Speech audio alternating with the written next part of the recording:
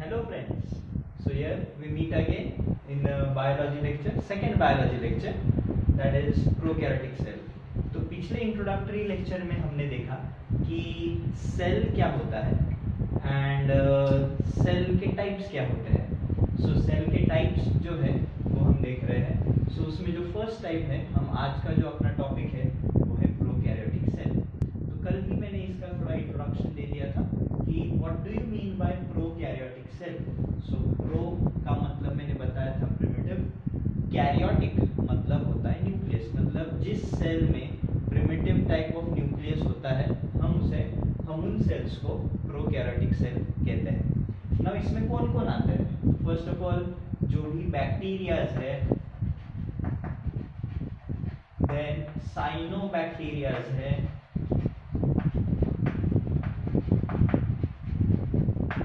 then mycoplasms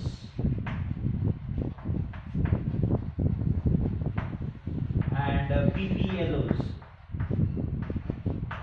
ठीक है, that is pneumonia like PPLOs, sorry, pneumonia like organisms जो एक है.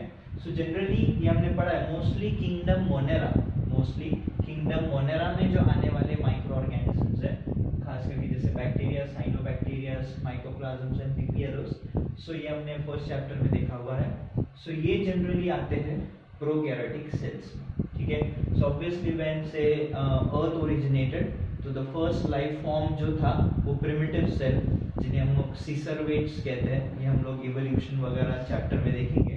एंड फिर बोल सकते हैं उसी से इवॉल्व होके ये प्रोकैरियोटिक सेल, या हम उन्हीं सेल्स को प्रोकैरियोटिक सेल्स भी कह सकते हैं. So bacteria, cyanobacteria, mycoplasms, PPLOs, that is pneumonia-like organisms, plural pneumonia-like organisms हम उन्हें कहते हैं. So these are some of the examples of a prokaryotic cell. Then मैंने बताया था based on shape bacteria हमने देखा है. तो हम लोग एक common bacterial cell लेते हैं. So based on shape bacterias के हमने देखे थे 4 टाइप्स होते हैं. फर्स्ट जो हमने देखा था बैसिलस मतलब वो है जो रॉड शेप के होते हैं. Rod shape will look something like this, so almost cylindrical and these are rod shapes. Then आते हैं coccus means obviously these are spherical in shape, matlab like this, the structure looks somewhat like this, the cell structure. Then is vibrio होता है comma like. vibrio मतलब comma shape हम जैसे निकालते, comma कैसे निकालते, like this करके उसको एक leg जैसा, you can say that case. So like this, जैसे ये typical मैंने वैसे निकाला, this is type of vibrio where you can see the entire cell and a flagella to go with it. So it looks somewhat like a comma shape. And last but not the least is the spirillum or spirilla. Okay, spiral shape. So they will have multiple flagellas, so somewhat like this spiral shape, and they will have what, the flagellas to go with it. So these are some of the types of bacteria जो shape के ऊपर based है. Shapes के मुताबिक ये कुछ bacterias के type आते हैं. तो बैसिलस मतलब रॉड शेप, सबने नाम कुछ फेमिलियर नेम सुने होंगे, स्ट्रेप्टोकोकस, स्टेफालोकोकस. तो कोकस का मतलब spherical, strep means a strip. ठीक है. तो स्ट्रिप मतलब जब यही फोकस सेल्स ऐसे लाइन में होते हैं, it is in the form of strip, तो हम इन्हें कहते हैं स्ट्रेप्टोकोकस. बट जब यही ऐसे कॉलोनीज में होते हैं, बंच में होते हैं, दैट इज स्टेफालोकोकस. ठीक है, दिस इज स्टेफालोकोकस. तो जब कॉलोनीज में होते हैं तो हम स्ट्रिप एक लीनियर फैशन में होते हैं, तो streptococcus. And these two are mainly known to cause the infections. मतलब जब भी हमें इन्फेक्शन होता है और उसमें से पस निकलता है, जब वो इन्फेक्शन मतलब बोल सकते हैं ना ज्यादा सीवियर हो जाता है, so it leads to pus formation. So वो पस फॉर्मेशन बेसिकली ये बैक्टीरिया करते हैं। इवन स्ट्रेप्टोकोकस निमोनिया जो कॉमनली थ्रोट इन्फेक्शन के लिए जाना जाता है, वो भी लगभग ऐसे ही होते हैं, ठीक है। So these are the basic what you can say the types of bacteria which are based on the shape. सबको सो ये समझा है, ठीक है। So I'll move on to the structure of a prokaryotic cell. Typical prokaryotic cell में क्या-क्या parts होते हैं and we'll see that. So obviously ये कोई sophisticated eukaryotic जैसा sophisticated cell नहीं है, simple cell है जिसमें simple structures है. So here you can see जो सबसे evident और सबसे main जो इसमें आते हैं वो कुछ 4-5 ही basically you can call them as organelles of the cell. पहला तो आता है cell envelope.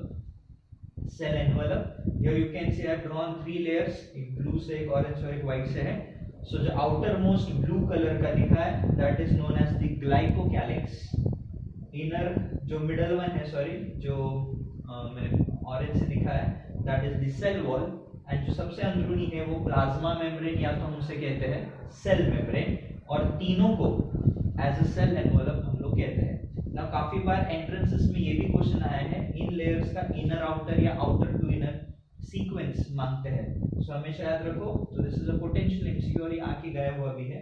Outer is glycocalyx, inner cell wall, and सबसे इनर मोस्ट रहेगा वो जो लिविंग लेयर है जिसे हम कहते हैं that is the plasma membrane और द सेल मेम्ब्रेन। और इन तीनों के इसको तीनों को मिलाकर हम लोग क्या कहते हैं, तो सेल एनवेलप। सबको समझा है? So this is the first main significant organelle. Next अगर हम बात करें तो ऑब्वियसली जो हार्ट ऑफ अ सेल होता है वो है उसका जेनेटिक मटेरियल, और यहाँ पे तुम देख रहे हो it is not enclosed in some membrane, it is just floating in the cytoplasm. So obviously इसलिए हम उसे न्यूक्लियस नहीं बोल रहे हैं, we are calling it as nucleoid, ठीक है, we are calling it as a nucleoid. So it is found attached to the inner wall, that is the plasma membrane से वो attached मिलता है, it floats like this over here, so that is it. Then जो plasma membrane है कुछ fold दिखाता है, कुछ vesicles lamellase बनाता है, वो inner infoldings को ही हम लोग कहते हैं mesosomes, और ये mesosomes is responsible for respiration and other activities. So वो भी function दिखा रहा है, जैसे माइटोकॉन्ड्रिया यूकैरियोटिक में करते हैं। सो मोर ओवर ये वहाँ मिलते हैं जहाँ पे रेस्पिरेशन के लिए वो काम आते हैं। कुछ मैंने देखो कलर्ड बॉडीज दिखाए, they are known as inclusion bodies. Inclusion bodies मतलब ग्लाइकोजन से लिपिड्स, ये ग्लोब्यूल्स मैनर में स्टोर होते हैं वेसिकल्स फॉर्मेट में, एंड वो वहाँ फ्लोट करते हुए रखते हैं, ठीक है।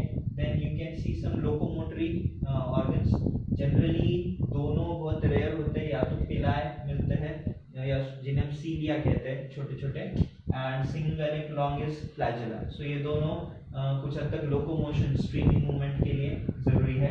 Then we have polyribosomes, poly means many, simple as that, and ribosomes, तो एक ही एमआरएनए पे बहुत सारे राइबोसोम्स एक साथ मिलकर वो प्रोटीन सिंथेसिस करते हैं, इसलिए we call them as पॉलीराइबोसोम्स।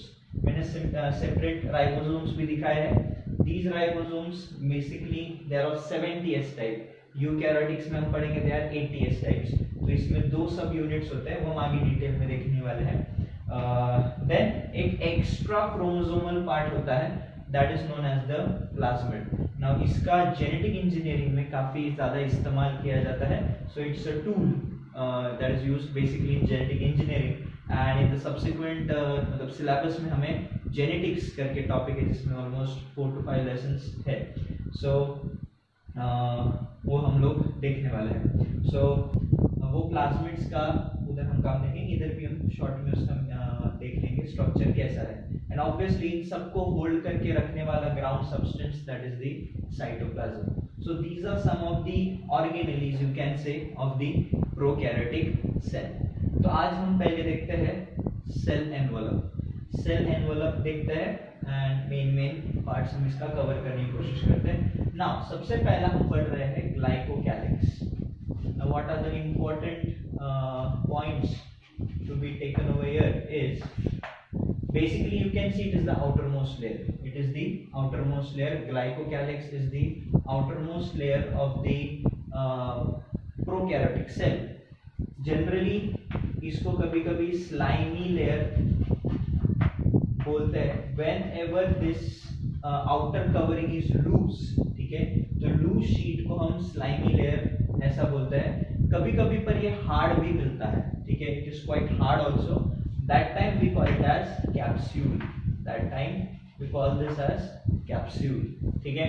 And generally ये जो बनते हैं ये जनरली किसी ना किसी पॉलीसैकेराइड्स मतलब कार्बोहाइड्रेट्स से ही बनते हैं, plus some might also have proteins in it, ठीक है। obviously dominantly polysaccharides से वो बनते हैं, बट कुछ कुछ के केस में वो प्रोटीन मॉलिक्यूल्स भी तुम्हें वहां मिलते हैं। So basically glycocalyx is the outer layer and obviously इसका काम है प्रोटेक्शन।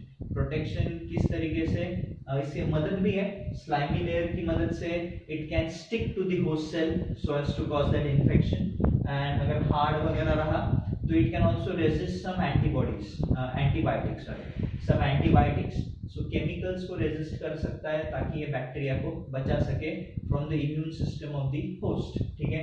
सो बेसिकली ग्लाइकोकैलिक्स का काम आता है प्रोटेक्शन, ठीक है। सो ये था ग्लाइकोकैलिक्स।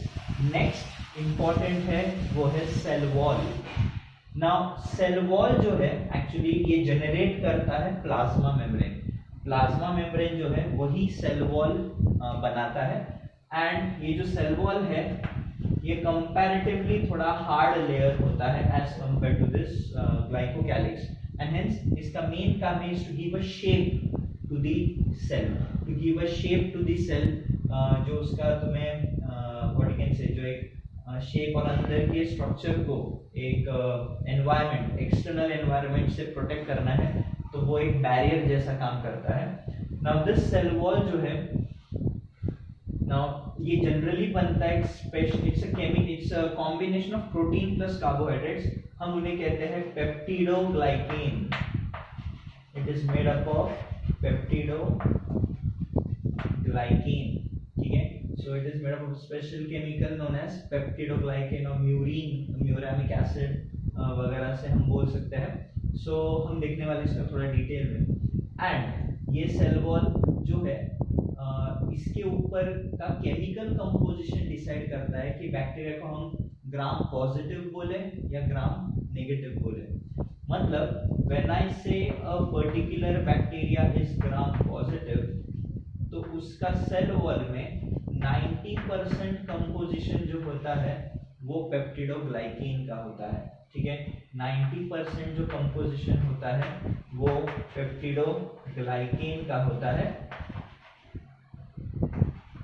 एंड और एक और है उसमें टेक्योलिक एसिड करके उसमें बचा हुआ एक कंपोनेंट मिलता है, ठीक है। एंड ग्राम पॉजिटिव में सबसे मेन याद रखना है कि 90% पेप्टिडोग्लाइकेन मिलता है, सम अदर कंपाउंड्स, कुछ प्रोटीन्स भी होते हैं, टेक्योलिक एसिड करके भी एक होता है उसमें। सो ग्राम पॉजिटिव बैक्टीरियाज में बेसिकली वो है।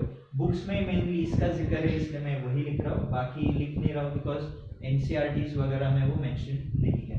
So basically the content of peptidoglycan is higher in that case. And gram negative में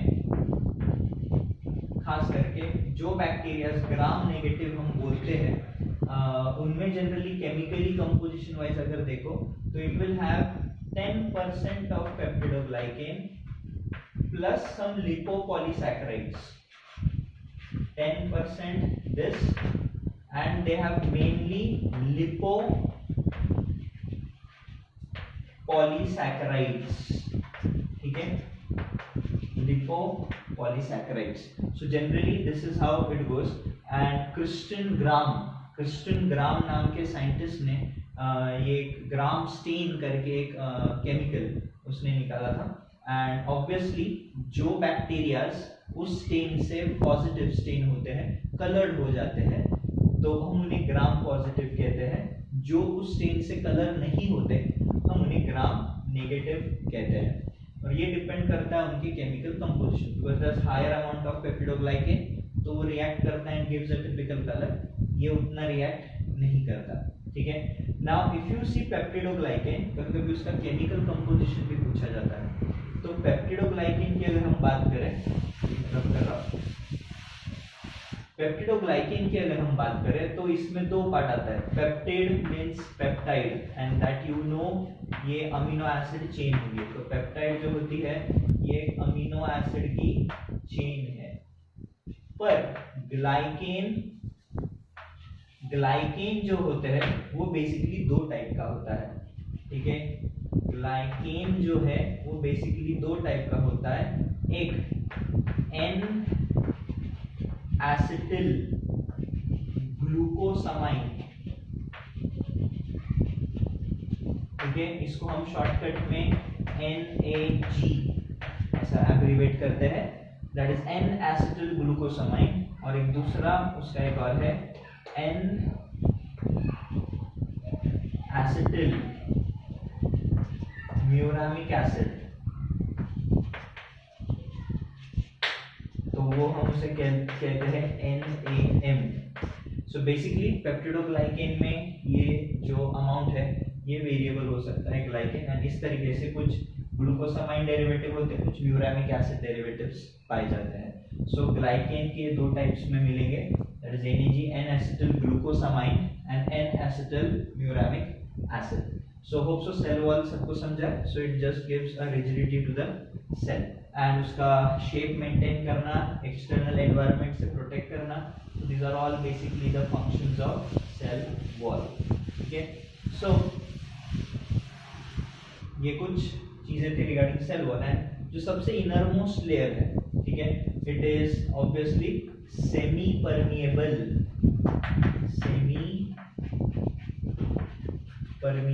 मतलब कौन सी चीज को अंदर लेना है, कौन सी चीज को बाहर भेजना है, वो सिलेक्टिवली चूज करता है।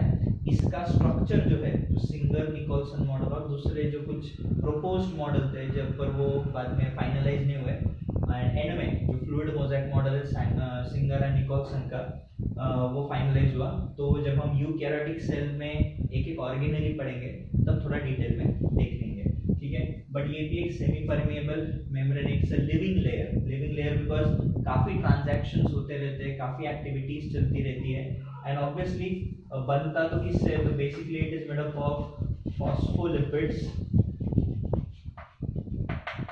कभी कभी थोड़े से प्रोटीन्स भी मिल जाते हैं, then you have some carbohydrates also in that membrane, कुछ रिसेप्टर मॉलिक्यूल्स वगैरह कुछ कार्बोहाइड्रेट से बनते हैं।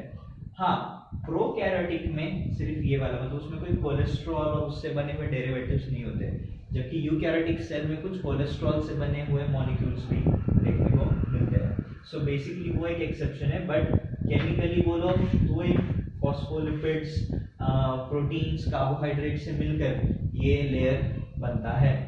ऑब्वियसली इसके भी कुछ इंपॉर्टेंट फंक्शंस हैं जो तुम देख रहे हो, उसी से इनफोल्डिंग्स बन के मेसोसोम्स बना है, और मेसोसोम्स का काम तुम देख सकते हो रेस्पिरेशन वगैरह में काम आता है। प्लस प्लाज्मा मेम्ब्रेन तुम देख सकते हो न्यूक्लियोइड से भी एसोसिएटेड है, so it plays a very key role in DNA replication. जब सेल डिवाइड होना होता है तो डीएनए को डबल करते वक्त प्लाज्मा सेल मेम्ब्रेन और प्लाज्मा मेम्ब्रेन एक की रोल प्ले करता है in that. So and cell wall formation वो भी हमने देखा है, and obviously it protects the inner part of the cell from the external environment too। and तुम देख सकते हो सेल मेम्ब्रेन ही ये प्रोजेक्शंस बनाता है जिन्हें पिलाई कहते हैं, या जिन्हें हम बोल सकते हैं सीरिया, जो मूवमेंट में काम आता है, और उसी से फ्लैजेला का भी फॉर्मेशन किया जाता है। So these are some of the important functions of the plasma membrane. So सबको सेल एनवेलप ये होपफुली सबको समझा होगा, ठीक है। नेक्स्ट जो है फटाफट अभी हम कवर करते हैं, इजी है। मेसोसोम्स मैंने बताया था, दे आर लाइक माइटोकॉन्ड्रियाज, जैसे यूकैरियोटिक में माइटोकॉन्ड्रियाज होते हैं, तो कुछ जनों ने प्रपोज किया है कि ये रेस्पिरेटरी फंक्शन दिखाते हैं, बट उसका काम मोर ओवर डीएनए रेप्लिकेशन वगैरह के साथ भी एसोसिएटेड कहा गया है। इंक्लूजन बॉडीज मैंने पहले बताया था, कार्बोहाइड्रेट्स, ग्लाइकोजन के ग्रैन्यूल्स, लिपिड्स के ग्रैन्यूल्स वगैरह वेसिकल्स में स्टोर करके फ्लोट यहाँ पे करते हैं। एक और चीज जो साइटोप्लाज्म है, जैसे हमने यूकैरियोटिक में हम पढ़ेंगे कि it has a streaming movement, जिसे हम साइक्लोसिस कहते हैं, मतलब ये घूमता रहता है। वैसे प्रोकैरियोटिक में ये साइटोप्लाज्म कहीं नहीं घूम रहा है, वो स्टेशनरी है। सो इट मतलब उसमें नॉन स्ट्रीमिंग मतलब streaming process actually is going on within the cytoplasm of a prokaryotic cell, वो याद रखना है सबने। तो इंक्लूजन बॉडीज वो है, कुछ कुछ के केस में कुछ फोटोसिंथेटिक बैक्टीरियाज होते हैं, तो उसमें क्या होता है, कभी कभी मेसोसोम्स वहाँ नहीं होते, उसकी जगह क्रोमैटोफोर्स होते हैं, एंड उन क्रोमैटोफोर्स में फोटोसिंथेटिक पिगमेंट भरे रहते हैं जो ऑब्वियसली उन्हें फोटोसिंथेसिस में मदद करेंगे। देन राइबोसोम्स मैंने बताया था, राइबोसोम्स की अगर हम बात करें, so basically speaking of ribosomes, तो राइबोसोम्स जो प्रोकैरियोटिक में होते हैं वो है 70S। एस क्या है, तो Svedberg unit, size sedimentation rate भी बोलते हैं, एंड स्वेडबर्ग नाम के साइंटिस्ट ने ये सब देखा था। राइबोसोम्स के 2 यूनिट्स होते हैं, तो इसमें जो 2 यूनिट्स होते हैं वो 50S larger unit, 20S smaller unit, ठीक है, 50S लार्जर यूनिट एंड 20 उसका स्मॉलर यूनिट, सॉरी 30S उसका स्मॉलर यूनिट देखा जाता है। सो ये क्या है, मतलब कुछ जनों को लगता है 70 तो 50, 30 तो 80 होता है, तो उसका उससे कुछ लेना देना नहीं है, वो हम देखेंगे थोड़ा डिटेल में जब हम राइबोसोम्स ऑर्गेनली देखेंगे, तब ये थोड़ा देख लेंगे। So obviously we know ribosomes का काम क्या है, तो they help in protein synthesis, they help in protein synthesis, ठीक है। नेक्स्ट वन जो है रह गया, तो एक ही बचा है, वो है प्लाज्मिड। नाउ प्लाज्मिड्स क्या होते हैं, ये कुछ एक्स्ट्रा क्रोमोसोमल डीएनए, मतलब मेन डीएनए से अलग, बट ये भी एक डीएनए ही है, एंड इसमें होता है कि कुछ कुछ जीन्स होते हैं जो शायद बैक्टीरिया के काम के हो, या कुछ जीन्स ऐसे, मतलब एक्चुअली देखा है कभी कभी प्लाज्मिड में जीन्स है बट वो बैक्टीरिया के किसी काम के हैं, पर उसको नुकसान तो नहीं पहुंचा रहे, मतलब या तो उसके अंदर जीन्स होंगे तो कुछ फायदे के ही होंगे, जैसे कभी एफ हो सकता है, एफ प्लाज्मिड बोलते हैं, मतलब उसमें फर्टिलिटी फैक्टर होता है, मतलब रिप्रोडक्शन जो मदद करे, कभी कभी आर फैक्टर होता है, आर प्लाज्मिड बोलते हैं, मतलब it is resistant to some of the other antibiotics, वैसा भी हो सकता है। So obviously these plasmids provide again some unique feature to the bacteria, फिर वो उसके फर्टिलिटी से रिलेटेड हो सकता है या सम रेजिस्टेंस उसके अंदर आ सकता है, तो कुछ यूनिक, कुछ में जैसे निफ जीन होता है फॉर नाइट्रोजन फिक्सिंग वगैरह, ऐसे भी तुम्हें देखने को मिल सकते हैं। सो प्लाज्मिड वो एक्स्ट्रा क्रोमोसोम, मतलब अगर मैंने इसे निकाल दिया तो भी इसको कुछ फर्क पड़ने वाला नहीं है, the cell can work without it also, रहा तो भी कोई प्रॉब्लम नहीं रहा तो भी कोई प्रॉब्लम नहीं, रहा तो अच्छा ही है, क्योंकि होगा तो उसमें कुछ काम के जीन्स होंगे तो बैक्टीरिया को कुछ हेल्प ही कर देगा। हाँ, इसके बगैर नहीं रह पाएगा, ये तो मेन उसका जेनेटिक मटेरियल है, तो ये इसलिए प्लाज्मिड को एज अ वेक्टर हम इस्तेमाल करते हैं in genetic engineering. So hope so सबको ये पार्ट ऑफ प्रोकैरियोटिक सेल समझा है। So these are some of the key points to take away. एक क्रोमैटोफोर्स में हमने देखा था कि फोटोसिंथेटिक पिगमेंट्स वगैरह होते वगैरह। सो जो एक एक ऑर्गेनली है हम लोग डिटेल में, जैसे प्लाज्मा मेम्ब्रेन हो गया, राइबोसोम्स हो गया, तो ये फ्लैजेला, इवन सीलिया फ्लैजेला, हम जब ऑर्गेनली सेक्शन देखेंगे इन यूकैरियोट तब हम उसका डिटेल में देखेंगे। होप सो एक प्रोकैरियोटिक सेल कैसा होता है एंड वो कैसे फंक्शन करता है ये सबको क्लियर है, ठीक है। सो नेक्स्ट टॉपिक जो अपना होगा for this obviously will be the first eukaryotic cell. पहले हम कुछ डिफरेंसेस देखेंगे प्रोकैरियोटिक एंड यूकैरियोटिक का, जो हम अगले सेशन में, before we rather I would take it after the eukaryotic cell, first पहले सेल जान लेंगे फिर दोनों के डिफरेंसेस देखेंगे। So hope so you like the session, so please like, subscribe and hit the bell icon for further notification. Bye.